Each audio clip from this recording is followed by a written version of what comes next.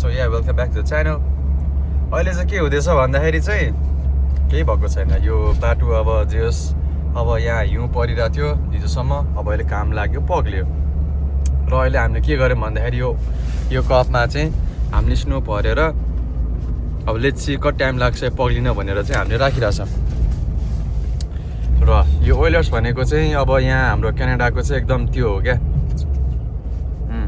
हो जस्तै कि तपाईँहरूले देख्नुभयो त्यो मान्छेले ट्याप गर्यो होइन, हो अब त्यो मान्छेले यसो गरेपछि चाहिँ एकदम यहाँ मान्छेको प्रायोरिटी चाहिँ धेरै छ है, इन कम्पेयर टु हाम्रो नेपाल जस्तो चाहिँ हुँदैन।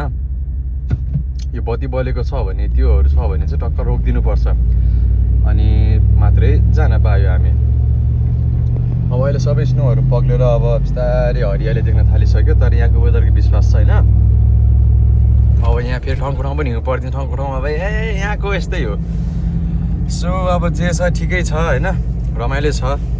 अब टक्क लाएर अब हामी अर्को साइड जाँदैछौँ कामको लागि। अब र मैले अब भन्नुपर्ने त केही छैन होइन, तपाईँहरूलाई सबै कुरा थाहा नै छ।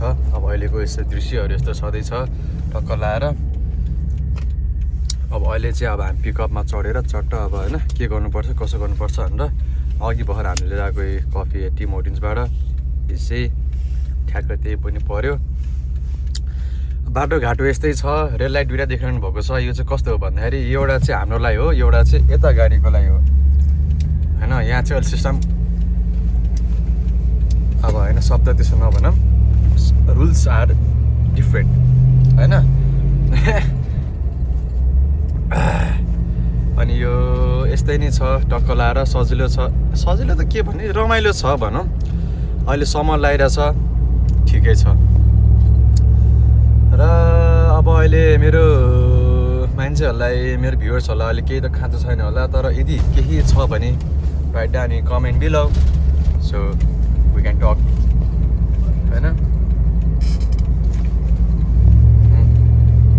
राम्रोसँग सोरसार कुरासुरा गर्न पाएँ। यदि केही छ भने भन्नु होला। सो म डिटेल भिडियो निकाल्छु यो विषयको लागि।